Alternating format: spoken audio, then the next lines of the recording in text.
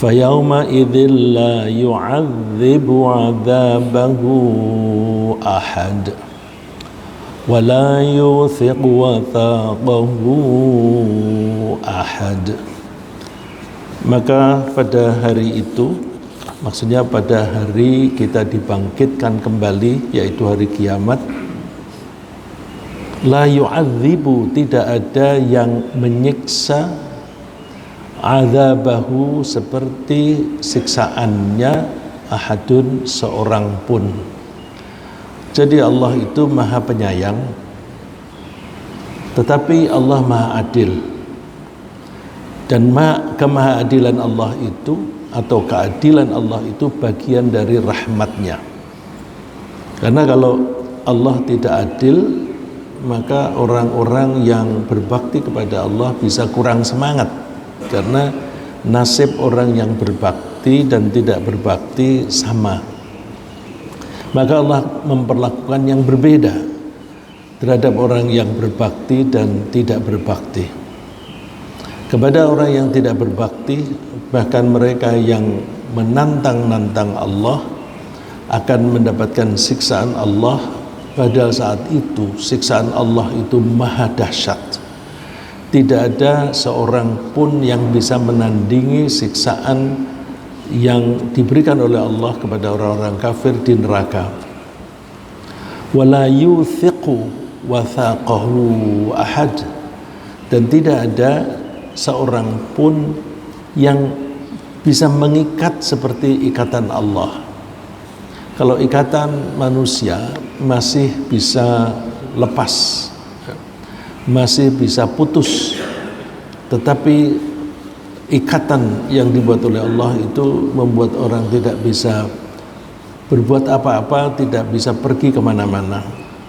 Kalau mereka berada di dalam siksaan di neraka, maka mereka tidak mungkin bisa melarikan diri dari tempat itu. Kita coba ambil ayat-ayat yang lain yang menceritakan tentang ikatan yang dilakukan oleh Allah dan siksa yang disiksakan atau yang diperkenankan oleh Allah Subhanahu wa taala. Kita coba perhatikan di surat Al-Haqqah. Orang-orang yang tidak beriman, orang-orang yang sombong dengan kepangkatannya, orang-orang yang sombong dengan hartanya, akan diseret ke neraka, dan menyeretnya itu dalam keadaan terbelenggu. Khudhuhu faghulluh thumma al-jahima salluh thumma fi silsilatin dhar'uha sab'una dhira'an faslukuh innahu kana la yu'minu billahil azim. Ini perintah Allah kepada para malaikat. Khudhuh, tangkaplah, peganglah dia. Faghulluh, dan belenggulah dia pada lehernya. Jadi malaikat-malaikat diperintahkan untuk membelenggu dan melemparkan dia ke neraka. Tsummal jahima salluh, kemudian melemparkanlah mereka, masukkanlah mereka ke dalam neraka jahim. Tsumma fi silsilatin dhar'uha sab'una dhira'an faslukuh, ikatlah, belitlah dia dengan rantai yang panjangnya 30 dhira', 30 yard. Innahu kana la yu'minu billahil azim, karena dia dulu ketika di dunia tidak beriman kepada Allah yang maha agung. Jadi nasib orang-orang yang tidak beriman itu semacam ini. Maka ini harus menjadi peringatan bagi kita, jangan sampai kita tidak beriman kepada Allah. Iman itu harus kita jaga di hati kita, karena hati kita atau pikiran kita itu berbolak-balik. Orang menyebut ma summiyal qalbu illa annahu yataqallab. Jantung atau hati atau pikiran itu disebut qalbu. Qalbu dari kata qalaba yaqlubu, berbolak-balik. Tidaklah disebut qalbu illa annahu yataqallabu, karena hati itu berbolak-balik. Ini biasa kita lakukan. Mungkin di pagi hari kita janji kepada seseorang untuk melakukan sesuatu, tapi sore lupa, baik sengaja maupun tidak sengaja. Ada sih yang sengaja, janji-janjinya bagus tapi tidak pernah dilaksanakan. Tapi kita orang mukmin nggak boleh. Kalau kita janji harus kita jaga.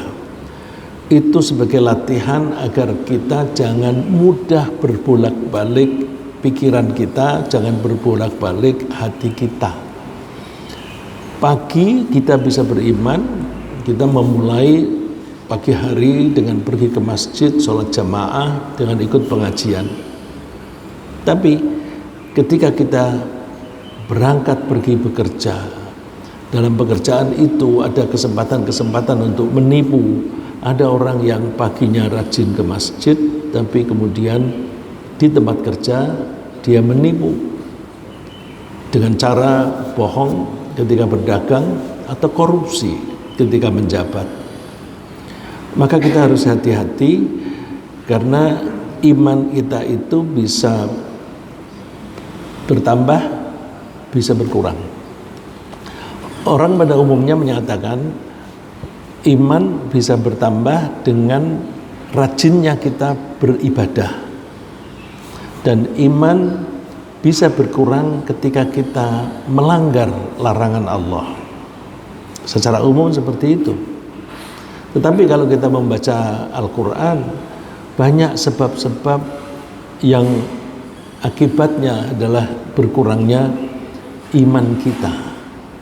Kalau tadi saya mengatakan ketika pagi di masjid sholatnya khusyuk, tapi ketika di pasar dia menipu.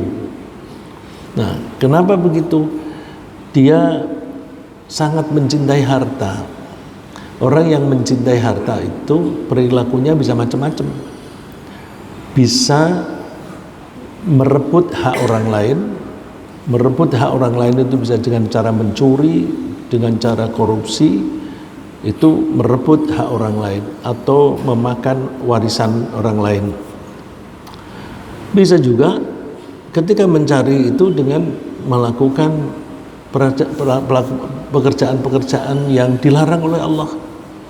Jadi seperti wanita yang menjual dirinya, mereka itu karena cintanya kepada harta rela menjatuhkan martabatnya sendiri dengan menjual diri. Oleh karena itu kita harus hati-hati.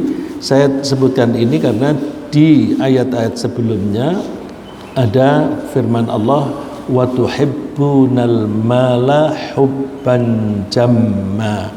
Kalian mencintai harta dengan cinta yang berlebih-lebihan.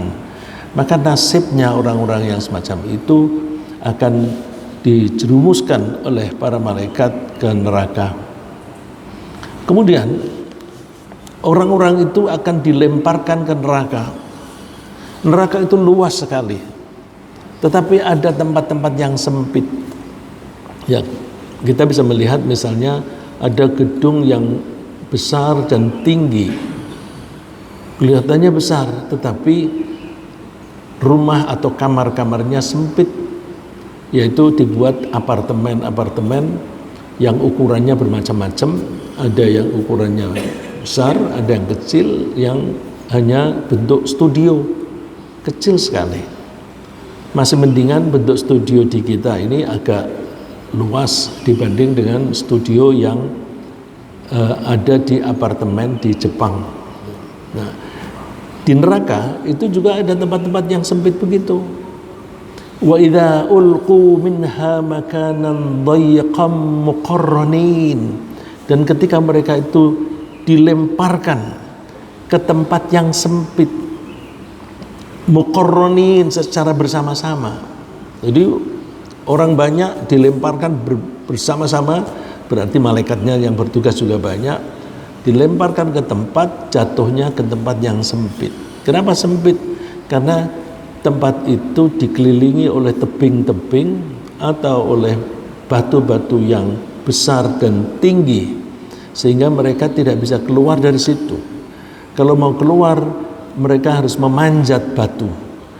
Batu itu panas sekali, sehingga mungkin dia sanggup naik 1-2 meter, habis itu jatuh ke bawah lagi. Artinya mereka tidak bisa keluar. Dalam keadaan semacam itu, da'au hunalika thubura. Mereka merintih-rintih minta binasa, minta kematian. Aduh, kalau seperti ini mendingan mati deh. Kalau tersiksa begini sakit sekali, mendingan mati. Padahal di sana tidak akan mati. Karena kehidupan di akhirat itu tidak akan ada akhirnya. Tidak ada akhirnya itu bukan berarti abadi seperti Allah, karena Allah itu abadi dengan sendirinya. Tapi kalau neraka, surga dan penghuninya itu abadinya dibuat oleh Allah. Jadi kalau suatu saat Allah akan menghentikan juga bisa.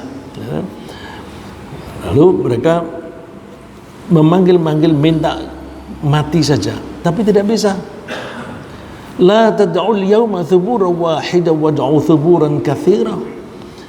Jangan kamu merintih-rintih untuk minta binasa sekali, minta berkali-kali aja, tapi tidak akan terkabulkan.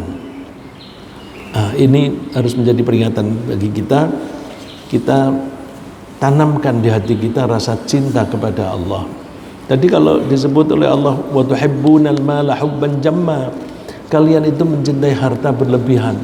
Hati kita itu hanya satu, mempunyai kapasitas menampung rasa cinta itu hanya satu. Maka kalau kita mencintai satu pihak, kita tidak akan bisa mencintai pihak lain. Sehingga kalau orang mempunyai istri 2, 3, 4, tidak mungkin bisa adil seadil-adilnya, karena hati itu kapasitasnya hanya menampung satu. Maka kalau ada orang di antara kita merasa, aduh aku ini sudah mencintai harta, cepat-cepat kita hilangkan, kita beralih, kita tanamkan rasa cinta kepada Allah. Ada beberapa cara secara lahiriah. Kalau kita melakukan hal-hal itu, maka insya Allah makin hari kita makin mencintai Allah. Suatu saat mudah-mudahan kita mempunyai kesempatan itu. Kemudian mereka berada di tempatnya panas, dan di situ ada api, pakaiannya pun panas. Hadzani khasman ikhtasamu fi rabbihim falladzina kafaru qutti'at lahum thiyabun min nar. Sebelum masuk neraka, dan juga orang mukmin sebelum masuk surga, mereka sempat bertemu di padang mahsyar.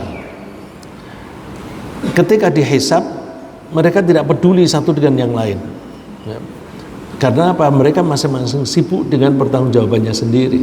Tapi ketika sudah diputuskan, ada yang masuk surga, ada yang masuk neraka.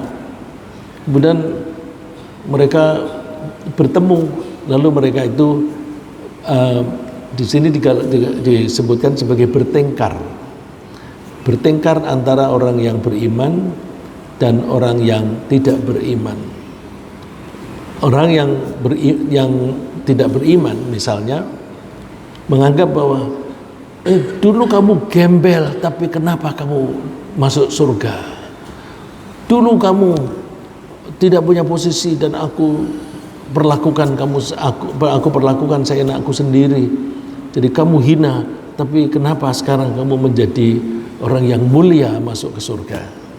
Lalu orang mukmin menjawab, ya salahmu sendiri, salahmu sendiri. Aku bersabar ketika kamu memperlakukan aku seperti itu.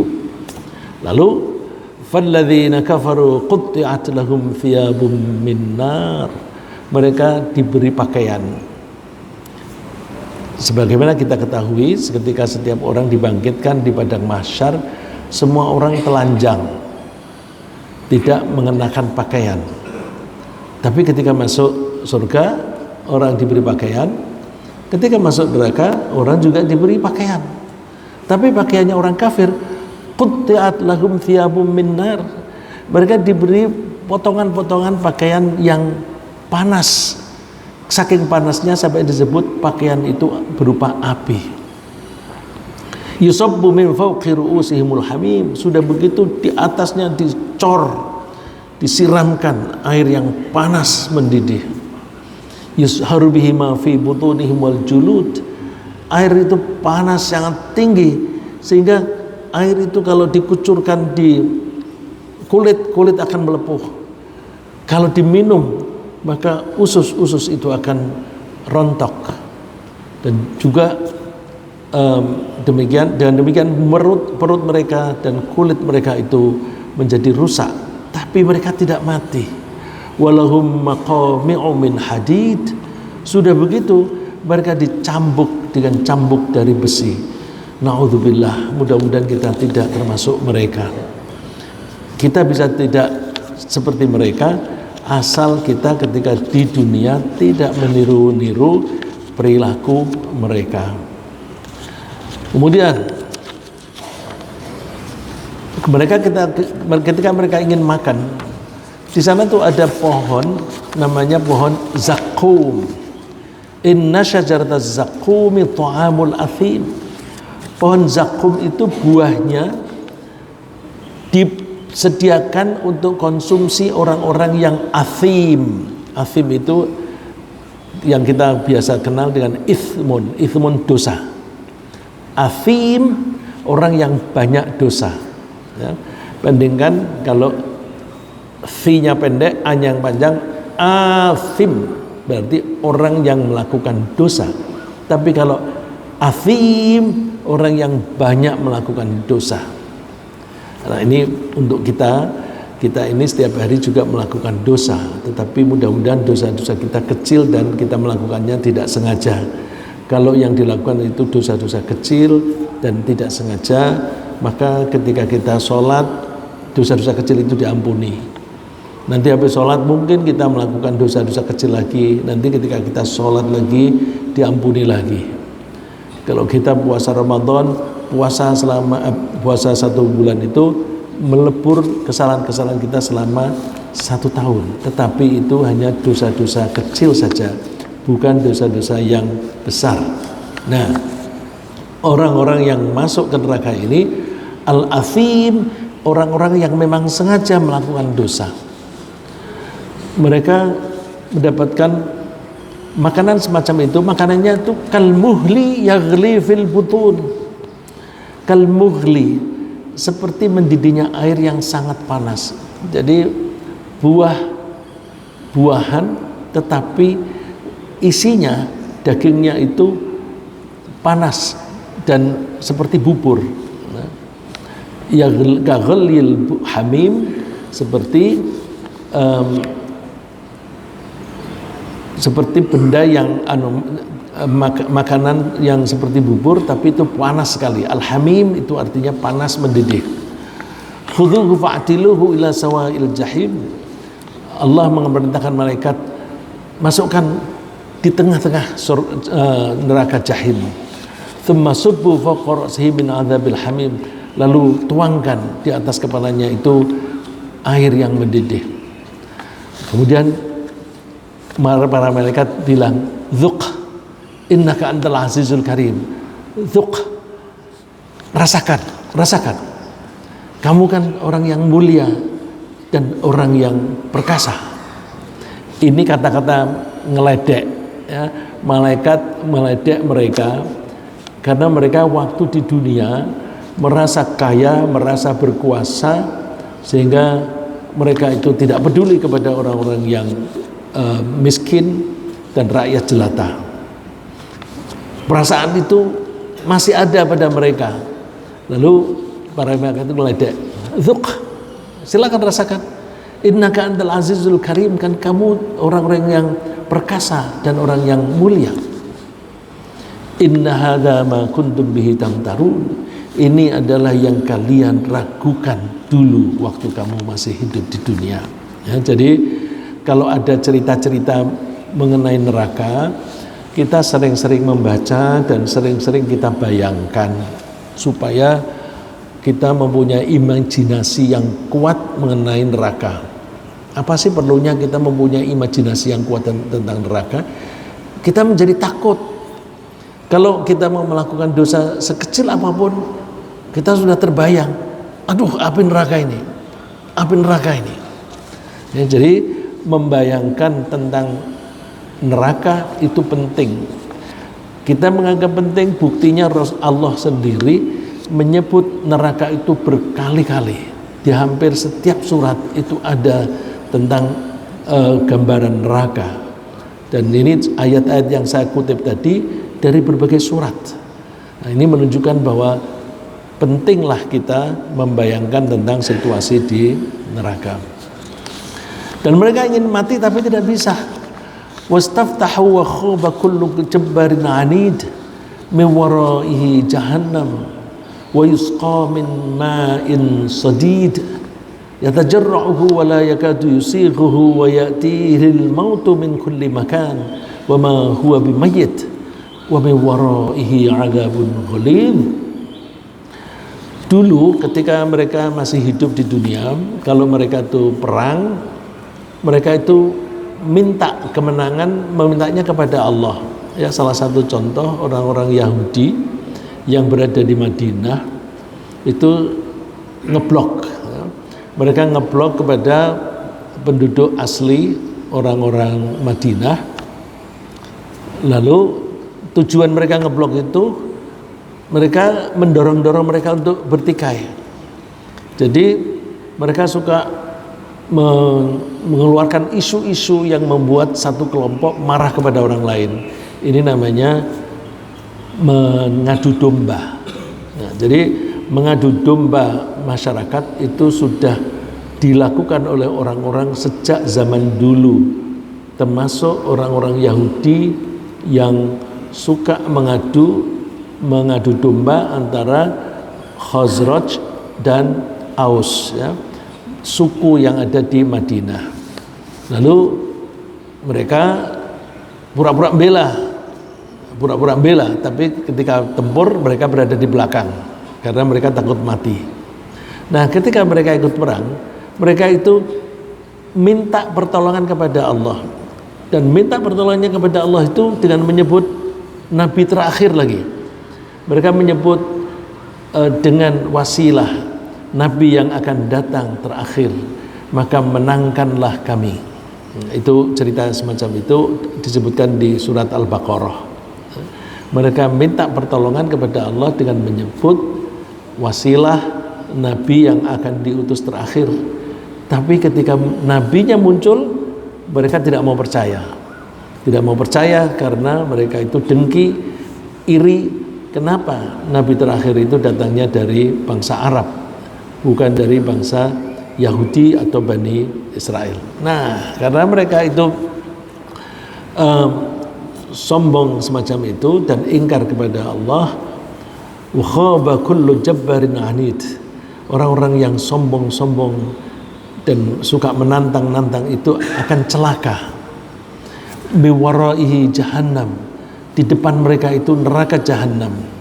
Wa yusqa min ma'in sadid, mereka diberi minum cairan yang seperti nanah. Nanah itu kan bau, panas sekali. Tapi mereka haus. Karena haus mereka merasa butuh cairan, maka nanah pun mereka minum. Digambarkan oleh Allah, yatajarra'uhu, sulit mereka menelan. Sulit menelan. Sebagai contoh dalam kehidupan kita sehari-hari, kalau kita makan makanan yang lezat itu biasanya cepat sekali di mulut. Kita mengunyahnya pun tidak sempurna karena kepingin segera menelan. Kepingin segera menelan karena ingin ngambil lagi. Kalau kita, kelakuan kita itu kalau makan yang enak itu ketika sudah sampai di mulut kita sudah mulai kepingin ngambil lagi. Buktinya mengunyahnya belum selesai, kita sudah mulai nyendok lagi, ya, atau sudah mulai mengambil lagi. Kalau makan durian itu kentara sekali, ya, kita makan durian itu masih ada di mulut, tapi tangan yang satu itu sudah membuka lagi yang satu, yang buka mengambil lagi yang satu, ingin mengambil yang lain. Nah, makanan itu cepat sekali masuk. Tapi kalau makanan yang tidak enak, wah, menelannya sulit, apalagi pahit. Pil itu kan kalau pahit kita terasa di mulut, kita merasa aduh nggak enak gitu kan. Jadi kalau makanan minuman itu enak, itu masuknya les gitu. Tetapi kalau makanan yang tidak enak atau minuman, itu minumnya atau makannya sulit menekannya, menelannya, ya, yatajarra'uhu, mereka itu memasukkan atau berusaha menelan minuman yang dari nanah tadi, sulit-sulit, tapi mereka tetap memaksakan. Wala yakadu yusighuhu, hampir-hampir tidak bisa menelan, ya. Wa ya'tihil mautu min kulli makan. Di samping itu bahaya kematian itu ada dari segala penjuru. Depan ada api, di belakang ada api, di samping ada api, sehingga mereka itu kepengen mati. Wa ma huwa bimayyit, tapi mereka tidak bisa mati. Wa bi waraihi adzabun ghalid, di depannya ada siksaan yang dahsyat. Masya Allah, na'udzubillah. Nah, digambarkan oleh Allah, gambaran itu begitu menyelimuti mereka, mengurung mereka. Lahum min fawqihim dhulalun minan nar wa min tahtihim dhulal. Di atas mereka ada api dan di bawah mereka juga ada api, sehingga panas itu betul-betul sempurna. Dzalika yukhawwifullahu bi ibadah. Itulah cara Allah menakut-nakuti hambanya. Jadi Allah menyebut berkali-kali di dalam Al-Quran bagaimana dahsyatnya siksaan di neraka supaya kita takut, ya, supaya kita takut. Karena kalau kita takut, kita berusaha menghindar. Nah, api itu ada di akhirat. Di akhirat kita tidak bisa berbuat apa-apa, karena akhirat itu adalah alam pembalasan. Kalau kita ingin membebaskan diri dari neraka, sekarang ini kesempatannya. Ya, jadi Allah menakut-nakuti kita supaya kita bisa memanfaatkan penakut-nakutannya ini. Kita bayangkan betapa pedihnya, betapa dahsyatnya. Ya ibadi fattaqun, wahai hamba-hambaku, maka bertakwalah kalian kepadaku. Ya, dengan demikian maka kita ambil pelajaran. Ketika Allah ini menyebut neraka, kita bangkitkan rasa takut, dan kalau kita mendengar ayat-ayat mengenai neraka, kita dianjurkan merespon. Misalnya, na'udzubillah, kami mohon perlindungan kepada Allah minan nar, dari api neraka. Boleh nggak kita misalnya merespon itu ketika kita sholat? Jadi misalnya imam membaca wa yusqa mimma in sadid yatajarra'uhu wa la yakadu yusighuhu wa ya'tihi al-mautu min kulli makanin wa ma huwa bimayyit wa min waraihi 'adzabun ghalid. Imam membaca itu, kemudian kita makmum mengatakan na'udzubika minan nar, Tuhan kami mohon perlindungan-Mu dari neraka. Boleh nggak? Boleh. Karena Rasulullah seringkali kalau sholat, ketika ketemu dengan ayat-ayat mengenai siksaan, Rasulullah mohon perlindungan. Dan ketika Rasulullah membaca ayat mengenai surga, Rasulullah mengharapkan masuk ke surga. Tapi itu dilakukan ketika Rasulullah sholat sunnah. Jadi kalau imam sedang mengimami, nggak usah merespon. Kalau makmum boleh, ya, kalau makmum boleh, kalau imam jangan, karena nanti bisa menjadi terlalu lama. Kasihan makmum yang tidak betah berdiri lama. Ini karena hadisnya itu ada seorang yang mengikuti Rasulullah sholat malam. Itu suratnya panjang, dan ketika ketemu ayat-ayat semacam ini Rasulullah itu mohon perlindungan. Maka dari dalil itu kita boleh merespon ya. Kalau kita sholat sendiri kita boleh merespon sendiri, tapi kalau kita jadi imam kita tidak usah, yang boleh makmumnya. Jadi misalnya begini, di surat Al-Fatihah yang terkenal ya, kita baca, imamnya membaca ihdinas siratal mustaqim, itu kan doa, Tuhan berilah kami petunjuk ke jalan yang lurus, siratal ladzina an'amta 'alaihim ghairil maghdubi 'alaihim waladdallin. Imam baca itu, makmum merespon amin. Begitu pula surat Al-Baqarah, itu juga doa, itu yang ayat yang terakhir, Rabbana la tu'akhidna in nasina aw akhtana, dan seterusnya, itu doa. Maka makmum mengucapkan amin. Sebaiknya bacanya jangan keras, pelan saja, yang dengar diri kita sendiri, karena kalau terlalu keras nanti ucapan kita bisa mengganggu konsentrasi imam dan juga bisa mengganggu konsentrasi orang yang di sebelah. Misalnya lagi, yuhasibu hisabai yasir, di surat apa itu, hal ataka hadithul ghasyah, itu diakhiri dengan apa bunyinya, lalu kita membaca Rabbi hasibni hisabai yasir, Tuhan hisablah saya dengan hisab yang gampang ya. Jadi kita dianjurkan merespon ayat Al-Quran. Artinya apa? Kita kan tidak bisa merespon kalau tidak tahu artinya. Bagaimana kita tahu artinya? Apa bisa merespon kalau kita nggak tahu artinya? Nah, itu sekaligus dorongan supaya kita memahami ayat-ayat yang dibaca oleh imam. Saya kira sementara begitu. Mudah-mudahan apa yang kita pelajari hari ini bermanfaat untuk kehidupan kita terapkan dalam kehidupan kita, terutama kita bangkitkan rasa takut kita kepada neraka.